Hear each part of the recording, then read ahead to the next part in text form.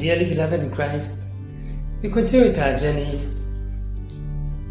in this season, and the Lord is calling us to repentance, to reformation.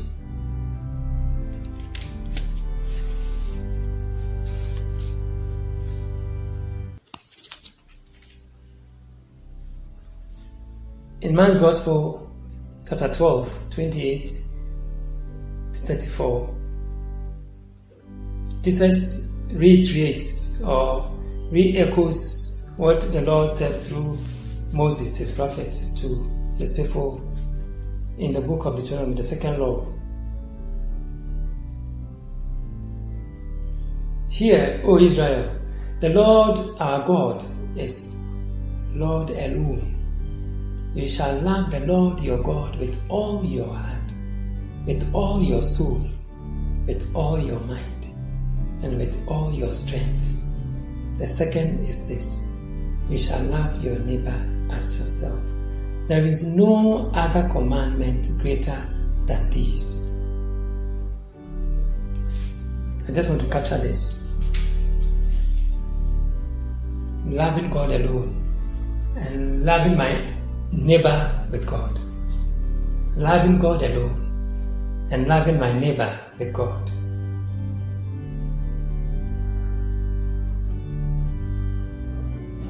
Coming to the end of another working week, it is only appropriate that we reflect on how we have loved God with our hearts, our minds, our souls, and our strength. I went to work, I went to school, I took care of the home. How did I do this? In doing that, did I steal? Did I fornicate, that's defile my body? Did I gossip, backbite, slander?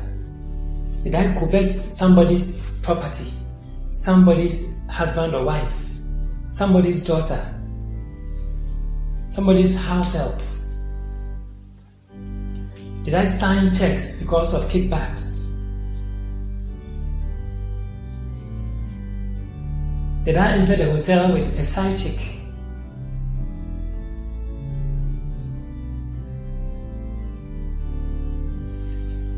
Did I celebrate Mass well prepared?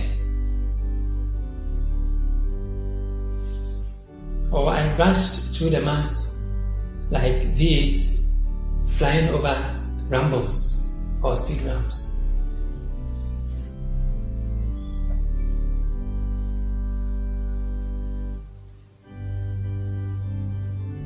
Have I honored my parents?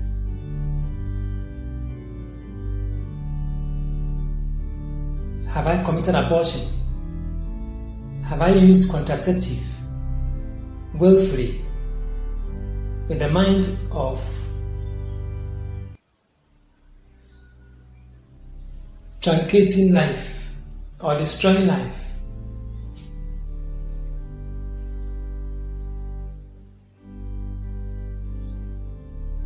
Have I paid more emphasis on my body instead of feeding my soul? Did I show generosity to a neighbor who doesn't have, a neighbor who is sick? Did I roll up my glass to a beggar in the streets?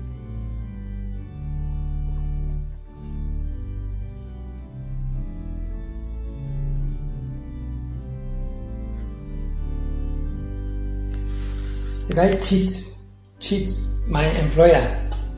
Did I cheat my subordinates, my employee?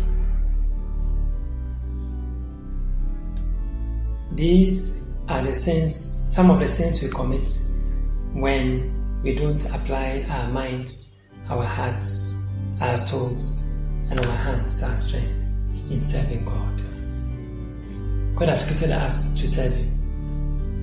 St. Augustine says, God created us without our consent, but He will not save us without our consent.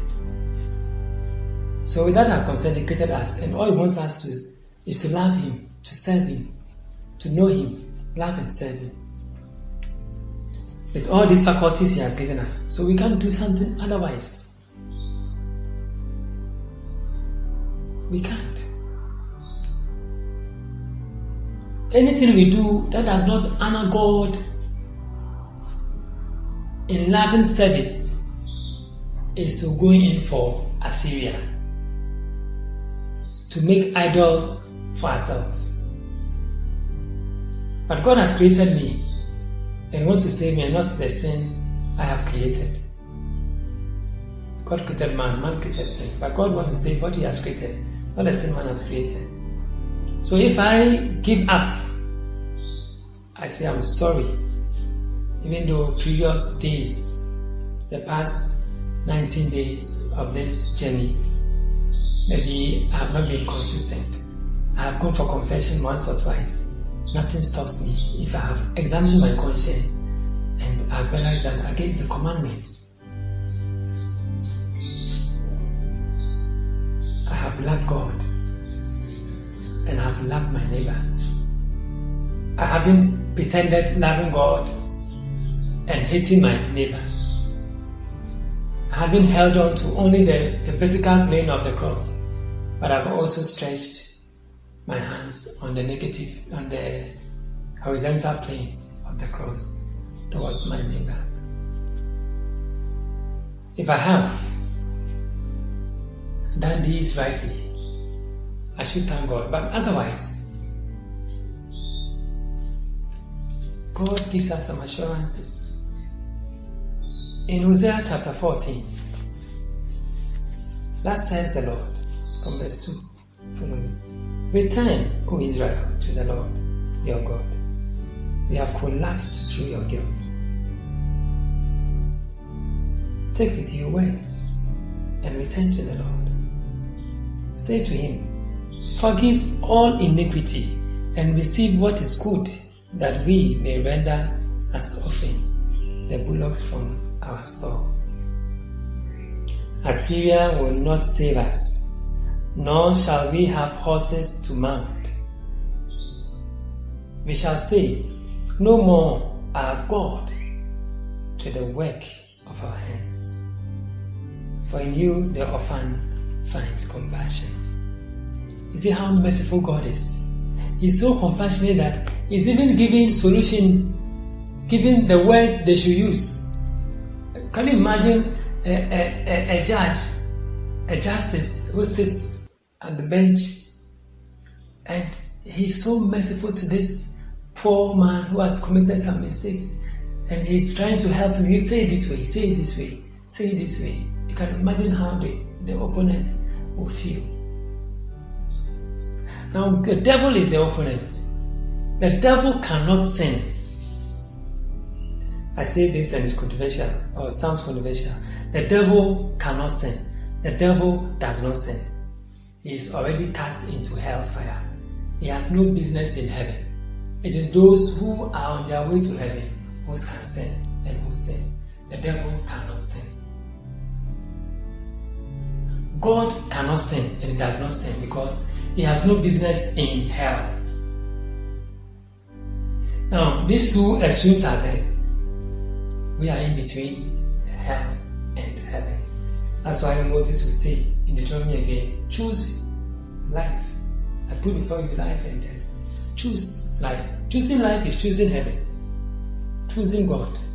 So anytime I don't do what pleases God, I say, God, to what my hands have made, my own sins.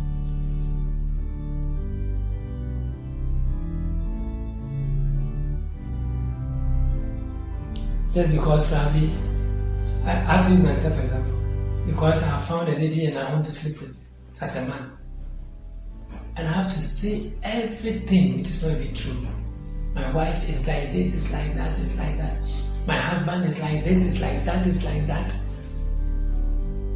When there's nothing wrong anywhere. In fact, even if there's something wrong, we go slander so that we can just sin.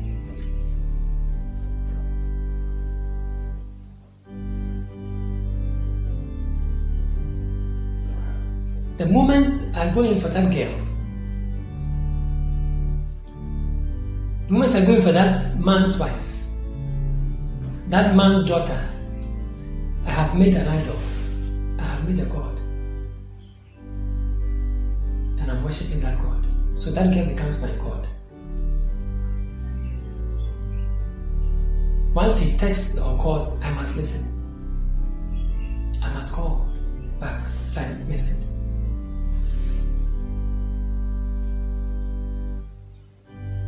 And it becomes like tick on the skin. It will sap me until I cannot manage again, because I have set God to the work of my hands. That is all the Lord is telling me. But He's giving me words to use in coming back to Him, because He's ready to save me. Beloved, that is the mercy of God, the compassion of God. He wants to heal me from my defects. He says He will love me freely. I will love them freely, for my wrath is turned away from them. Yes. Let us enjoy these words from God. These words of hope from God. He is ready to blot out our offense from us. But that is when we are also ready to say no to our Assyria. Assyria cannot save us. Some of us have connected to people who are not good. And they are there. They are ready to always defend us wrongly. In the priesthood today, we have the godfather syndrome. And I'm sure in the religious life, sisters, they also have the godmother syndrome. And in the brotherhood, I'm sure there will be god-brother syndrome.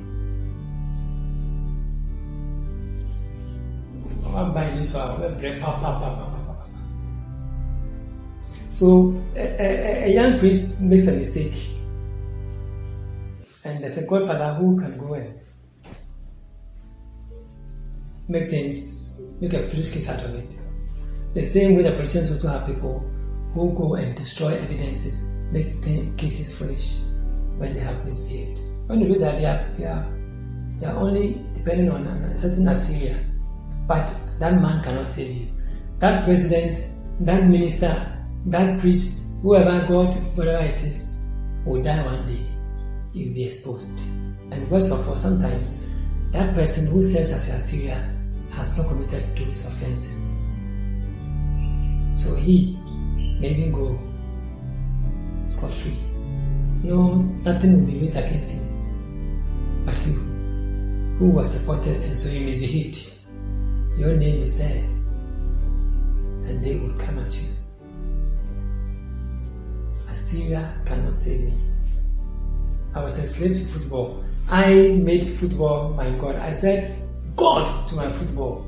And so I will steal money, go and buy ball, but keep it in somebody's house. That's how I enslaved myself. I will go gamble over almost everything. I will stay at home. They will beat me, I'll still go. Today I have many scars on my body, reminding me of all that I did. I'll go to church and the offering I'll be giving, I'll keep 1/3 of it to God. Collection time, I leave with 2/3. I use one for my tummy and the other for gambling. Oh God, have mercy. Your mercy endures forever. And that is why I'm doing penance all my life. I can't imagine that I will live a day without detaching from anything material, because 15 years of my life, or let me say 8 years, from 87, I committed too many sins against my parents and against God. Now, to the extent of going to the cemetery, trying to do incantations, superstitious beliefs and all that, at that tender age, no. Lord have mercy. Football was my God. Today, I can't play. I don't have time. When I sit for 20 hours to listen to confessions. Even when they are playing, I can't listen. I'm no longer saying God to football. The work of my hands. Let us all try. We are fed up. You are fed up. I am fed up. That man, that woman is making a slave out of me and out of you. Let us seek for salvation, freedom from the Lord. Let us volunteer. Let us make a step in faith and go tell the priest, bless me, Father, for I've sinned. Don't qualify. Just say, Father, I've done this and that and that and that. The Lord will forgive you. Peace and joy.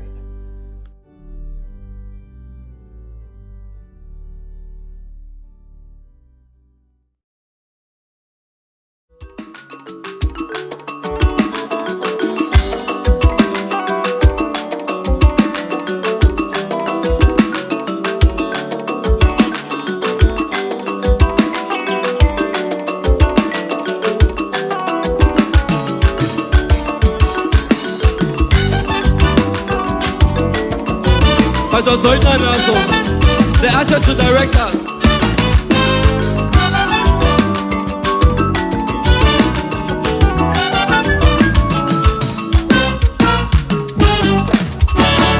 Come, let us all unite and sing. God is love, while heaven and earth your praises sing. God is love, God is love. Say, come, let us all unite and sing. God is love, while heaven and earth your praises bring. God is love, let every soul from sin away. In His heart, sweet music make, yes, sweetly sing, for Jesus you stay. God is love, Let every soul from sin away. In His be yes, sweetly sing, for Jesus you stay. God is love, God is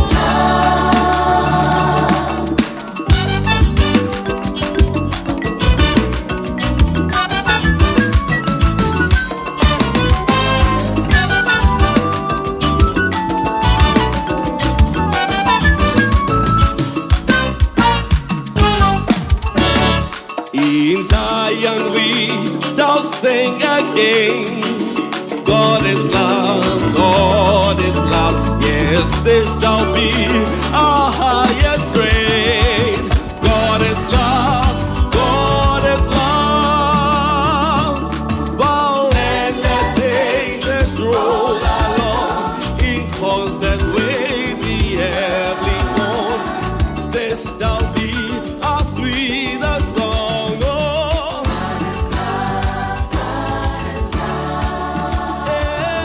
while endless ages roll along in constant